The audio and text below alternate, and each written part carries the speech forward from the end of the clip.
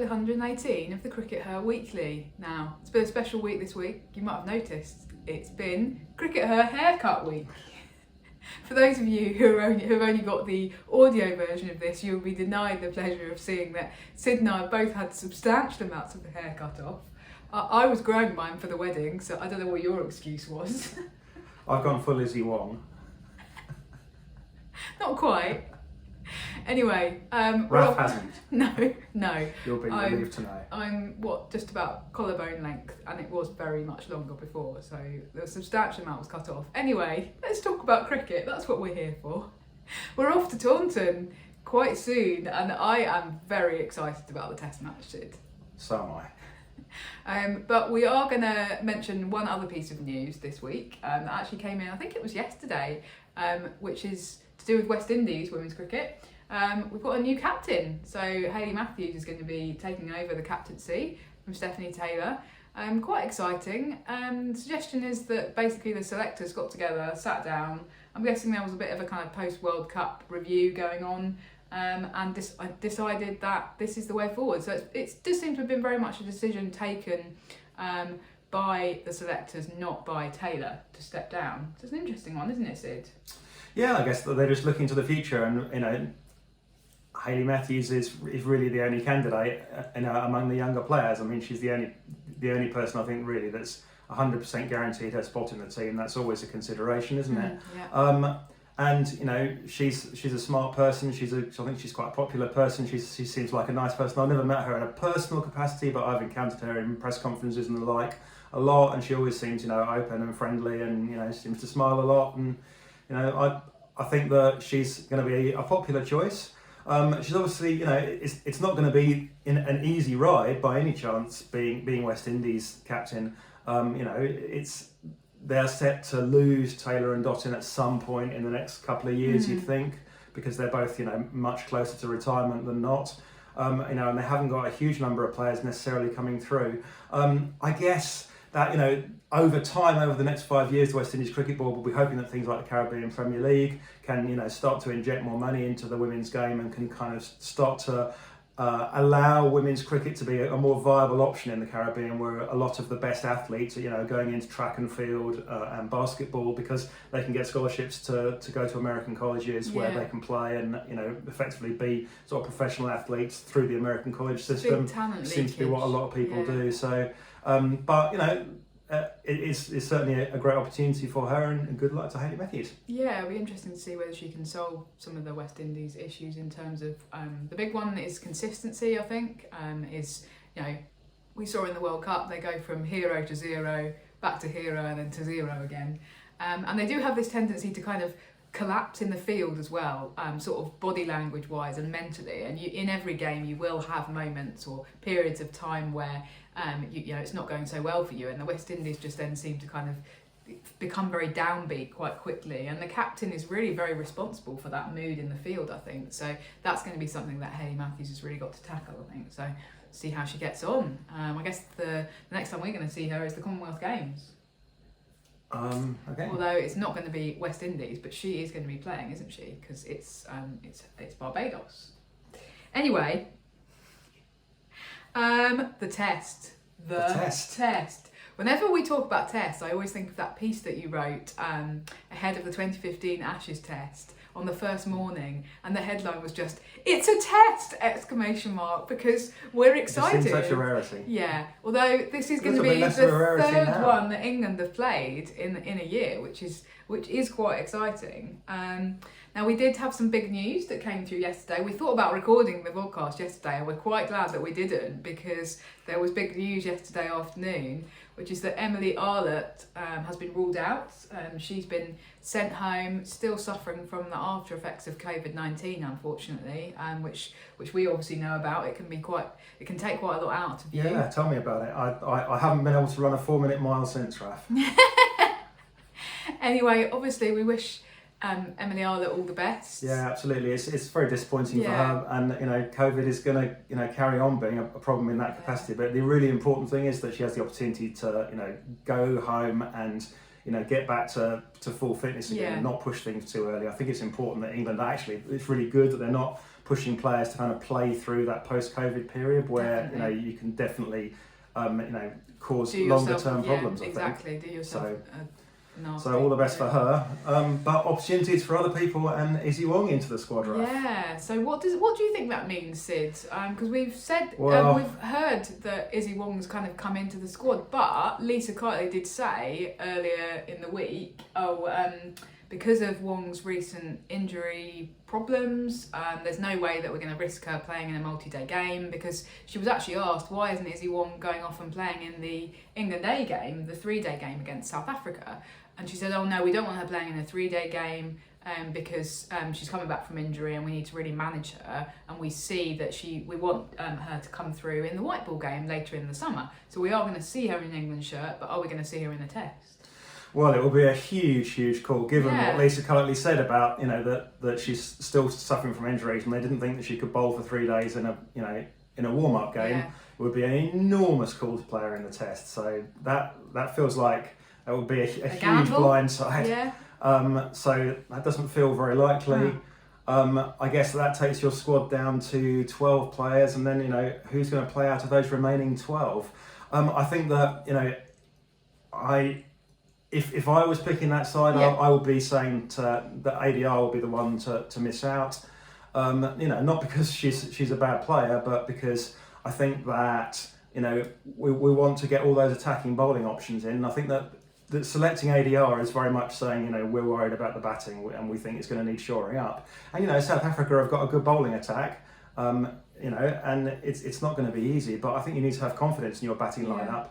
And so, for me, you play, a full strength bowling attack, and you leave that extra kind of batting all-rounder option, on the bench. And obviously, the other crucial thing about ADR being there is, of course, that she's there, in case anybody trips over a rugby ball on the, warming up just before the first morning, and then she can, act as a late replacement for either a batter or a bowler. That would be my call, but we'll have to see what they'll do. Yeah, we did actually tweet yesterday, didn't we, saying that England's Test 11, from our perspective, basically writes itself now. So shall I just read out what we'd said? So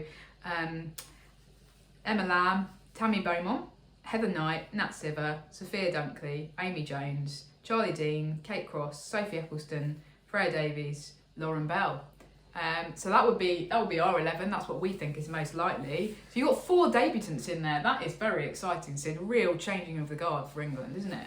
Yeah, I think that we've had a lot of positive noises coming out of England. It's almost like Heather Knight and Lisa Kiteley as a sort of management team have kind of said coming out of the World Cup, okay, we do actually need to look more to the future than we've done in the last few years. And we've been quite critical of England's failure to look to the future over the past 2 or 3 years. But it looks like what they're saying now is almost like but we want to get to the World Cup, and now we've got through that World Cup, we are actually genuinely looking forwards. And we're trying to pick teams that are going to be the basis of something that could win the World Cup in 3 years' time or in 7 years' time. So I think there's some really positive noises coming out of England. I've really liked what I've heard Lisa Kiteley talking about. I've really liked what I've heard Heather Knight talking about. And I think that it's a team for the future. One of those debutants, Raf, is going to be Emma Lamb. It's virtually certain that she'll play from what Lisa Kiteley has said. We think that she'll open the batting. Yeah. How do you feel about that, Raf? I think it's a brilliant opportunity for her. I think the way that Lisa Kiteley put it was basically she's been waiting in the wings for a long time, and it's now her chance to show us what she can do. I feel a little bit nervous for her, I must admit, because I do really think that England have massively thrown her in at the deep end to start off her international career. And they've done it a couple of times. They've done it kind of towards the end of a very disastrous Ashes campaign. They've sort of thrown her in to go, oh well, have a go at coming in and facing the best team in the world. And then they sort of went, oh actually, and now why don't you come in and play 1 game for us in the World Cup when we're having a crap time in the World Cup. And on the verge of getting knocked out despite being defending champions. And now, third strike is, oh, by the way, please will you open for us in the test when you've played very little red ball cricket in your career. And also, you're potentially going to be walking out to bat on the opening morning of a test. And who's going to be at the other end? Well, it could be the terrifying prospect of Marizanne Kapp, or it could be the equally terrifying prospect of Shabnam Ishmael. I wouldn't want to face either of them. And so I do think that it's going to be a very big moment for her, potentially coming on the first morning. Maybe it won't, maybe it will come later in the test, depending on how the toss goes, etc. Yeah, so I feel a bit nervous for her, and I really hope that this isn't one of those, previously I think they've treated her quite badly actually, basically gone, oh, give us, we'll give you one match to show us what you can do. They need to have said to her, your place in the white ball team doesn't depend on what happens in the test. Give her a bit of confidence, I think. Yeah, I really hope they've said that to her, but I'm not worried about Emma Lamb. I've got a lot of confidence in her. I think that the test format is actually the one best suited to her. I mean, she's got a lot of quick runs in T20 over the last few years, and she's really stepped up her game in the T20 format, and we've seen that in regionals and indeed for Lancashire when she's played county as well. But I think that having been watching her for quite a few years now, because she got into the Lancashire team quite young, didn't she? Yeah. And I've always felt that the test format would be the best format for her. So I've got a lot of confidence in her, and I think she's going to succeed. And I'll still be saying that even if she gets a pair in this test, I still think it's the right format for her, and that she's got a good future in the longer formats for England. Brilliant. Well, it's certainly very exciting. So that's and then the rest of the batting is kind of fairly solid, fairly secure. But the bowling is going to be where we're really seeing the changes. No Brunt, no Shrubsole. I think I wrote in the Garden, it's the first time in 14 years that England have gone into a test without those two opening the bowling. So we've now got a bit of a... so from R11, the candidates to kind of open the bowling would be Lauren Bell, Freya Davies and Kate Cross, who suddenly has become the senior bowler, which is a very strange thing for her, I'm sure, having gone her entire career as very much being in the shadows. Yeah. Almost. I mean, not through her own fault, No. really, but I mean, anyone would have been in the shadows exactly. to Catherine Brunt. So she's being thrust into an unfamiliar situation. Yeah. Now, I interviewed Lauren Bell for The Guardian, The Observer, a few days ago, and asked her... Being today's Observer, available now in all good news agents. Yeah. And in some bad news agents, apparently. Yeah, that's if you're in England. I don't know if they'll be selling it in the rest of the world. Anyway... Demand it! Interviewed Lauren Bell a few days ago and basically said, what's your role going to be? And she said, I'm not quite sure. She didn't even know if she's going to be in the 11, which is fair enough. They hadn't made that decision at that point. She said, I would really love to open the bowling. I would really love to have that responsibility. But I it's kind of yet to be determined, I guess. And I think one of the factors may be the fact that they're playing with a different ball. So they're playing for the first time, we think possibly the first time ever, with a red Duke's ball instead of a Kookaburra. And there's been a lot of talk about how the Duke's ball might behave differently and what it's doing differently. And in a couple of the press conferences over the last few days, some of the players have sort of said, well, actually, what's happening is that it does swing a lot more and for a lot longer, but it takes a few overs to start swinging. Okay, so actually, I think it was Kate Cross who said for the first 5 or 6 overs, it doesn't swing quite as much, and then it suddenly... it's going all over the place like a banana and you can't really control it. And she was like, even I'm getting swing with it. Whereas Cross is actually more of a seam bowler. So if we're thinking about who might actually be handed the ball first up, I might be tempted to hand it to Kate Cross on the basis that of those three, her, Freya Davies and Lauren Bell, she is the one that's the genuine seam bowler. She gets movement off the seam. And then the other two are a bit more likely to get swing. So you might then say, okay, well, we'll give it to Kate Cross for the first few overs, and then we might bring in Lauren, who is going to get loads of swing when the ball is suddenly really, really swinging. And then you've got those two things kind of coupled together. Yeah, I think you have to be quite careful when you're going to use Lauren Bell. That's going to be the key here, because I think that she probably won't bowl a huge number of overs. She's not, not going to be the workhorse bowler. She's the strike bowler that's going to be used for sort of 2 or 3 overs, maybe 3 or 4 overs, and then rest her. And you want to see her bowling, perhaps even a couple of stints in every session, but not long stints. And really use her as an attacking force, because that's the key to her bowling. And she's got that magic ball; she can make stuff happen. But don't think England want to be using her as a workhorse. Okay. So that's what I'd like to see. So who are the workhorses going to be? In that case, you probably, because what England did in the last test that they played in England at Bristol against India was they really, really overworked Sophie Ecclestone, didn't they? She was the definite workhorse in that test. Didn't she bowl like 60 overs in a day or something ridiculous? And it really impacted her for the rest of the summer. Then she struggled in the white ball stuff, and by the end of it, she just looked absolutely shot. And then obviously didn't then go off to their training camp, and they tried to pretend it was for some ridiculous reason, but it was basically because she was knackered. So I think that they've hopefully learned from that, but that probably then means that you need really another frontline spinner, doesn't it, to kind of take the load. Yeah, or Emma Lamb's going to wind up bowling a pile of overs. Yeah. I mean, Emma Lamb's got a good arm. And Mark Robinson always said that Emma Lamb was ultimately going to be a bowler who batted. Bowler who bats, yeah. So let's see if she contributes as well. I haven't heard Heather talking about her bowling this week, so Okay. that's another unknown quantity. Sorry, Well, we'll see, and of course, Nat Siver, of course, is going to be able to take out a fair number of overs. Yeah. So obviously Nat Siver is extremely fit, and she's not an injury-prone player, so you'd expect her to definitely be able to sort of bowl 20 overs out of 100 if needed, and kind of take a little bit and leave Lauren Bell to do that, really steam in and bowl that kind of that absolute critical full pace effort ball every time kind of thing. Maybe England will just bowl South Africa out really cheaply twice, and then they won't be worrying about this.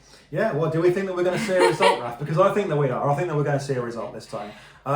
And is the ball going to contribute to that? Yeah. Well, that's an interesting question. Yeah. I'm not convinced that it actually is. Okay. So I think that they've been banging on about the ball so long Yeah. that they almost had to start talking. They finally got the ball that they wanted, and they were going, "Oh, the results. It's just the ball. It's just the ball. It's not us. It's just the ball." And now they've got something else. I mean, if you'd given them a Christmas pudding and told them to bowl with it, they'd have basically felt morally compelled to go, "Yeah, this Christmas pudding is definitely much better than the kookaburra, guys." So I'm not convinced it's about the ball, but I think that we will see, 30 wickets fall in this test, and I think we will see a result. Okay. Which side we see the result on is going to depend on how well, England bat really. I think that, South Africa's bowling attack is very strong, and I think that there's, I would not be surprised if South Africa bowl England out twice. Equally, I would not be surprised if if England bowl South Africa out twice. I think we're going to see the wickets fall, and I think it's going to be an exciting game, and I'm looking forward to it. One factor though, and it's interesting that the England A v South Africa scorecard hasn't been made public due to, we understand, ECB difficulties. Reasons. But we have seen a version of the scorecard, and it looks like Marizanne Kapp barely bowled.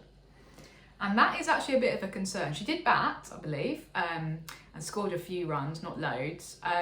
But we know, is recovering from, she's had COVID, 4 times now?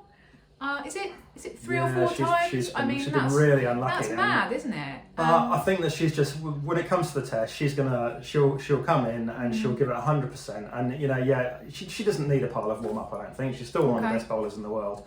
If I was the South African, management, I would not be worried about. It's not so much. She's going to give it 100%. But it's not so much workload, maybe then, but it's about unfamiliarity with bowling with the red ball, isn't it? Because it does behave differently. It is a different skill. It is, but she's still one of the best bowlers in the world. I'm not worried about her. Right? If I'm South African, I'm not worried about Kapp. Okay, how worried are you about the South African batting? I'd be a bit more concerned. Yeah. I mean, they're very, very dependent upon Wolfart at the moment. That's not to say they've got no batting otherwise, but honestly, it still remains the case. She's a lovely person, but if Sunny Luz is kind of a crucial part of your batting lineup, then I'm afraid that your batting lineup that's a sign of weakness in your batting lineup. Okay. Sunny Luz should be a 6 or a 7. And the fact that she's ended up a 4 or a 5 suggests that the batting lineup is weak. And apart from Wolfart, again, I look forward to Sune Luz making a Test 100. Yeah, probably. And totally proving you wrong. Yeah, no, and she absolutely could do. But I think that in an ideal world, she'd be batting at 6 or 7. Kapp will be batting one place below her, and the fact that those things aren't happening suggests that it's not the strongest batting lineup. I mean, ultimately, that's that. I think it's England that will take those 20 wickets, and England that will win the match. But come at us, South Africa, and surprise us. Can I say that they oh, I was going to swear then. They really ought to. England really ought to win this test. They go in as massive favourites. They've got much more recent red ball experience. Yes, they are still fielding. They're going to field probably 4 test debutants, but ultimately they have got the experience, and South Africa don't. And I think England will be wanting to win this test. They will be wanting to do what they didn't quite manage to pull off in Canberra. They want it to be exciting, but they'll want to win, and they will expect themselves to win if they're being honest.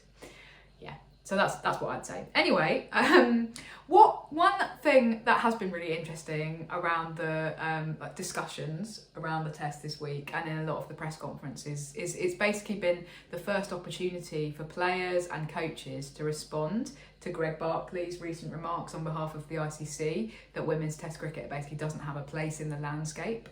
And I think it's been really interesting and really positive to see that basically everyone's like come out fighting, and they're really going, they're pushing the anti-Barclay message, and it's so satisfying.